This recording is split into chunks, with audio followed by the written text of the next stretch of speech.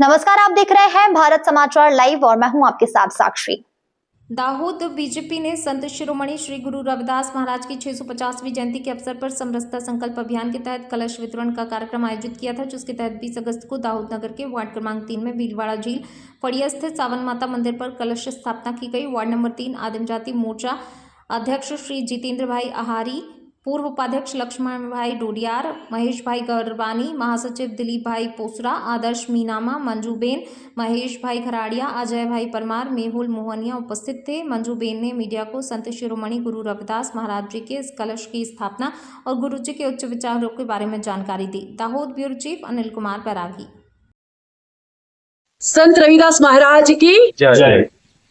संत रविदास महाराज की 650મી જયંતિ ભારતીય જનતા પાર્ટીના માધ્યમથી ઉજવવામાં આવી રહી છે। આજે દાહોદના હરેક વોર્ડમાં આ કળશ યાત્રા કાઢવામાં આવી રહી છે।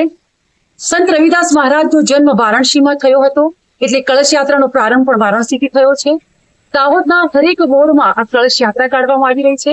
આજે આ કળશ યાત્રા વોર્ડ નંબર 3માં આવી છે, જ્યાં એની પૂજા કરવામાં આવી, અર્ચના કરવામાં આવી અને કળશ યાત્રા કાઢવામાં આવી। કળશ યાત્રા કાઢવાનો એક જ સંદેશ છે કે લોકોમાં સમાનતાની ભાવના રહે, જાતિ ભેદભાવ ના રહે, ઉચ્ચ નીચતા ના રહે, એ સંદેશો આપવા માટે આ કળશ યાત્રા કાઢવામાં આવે છે ભારતીય જનતા પાર્ટીના માધ્યમથી। મારું નામ મંજુ મીનામાં।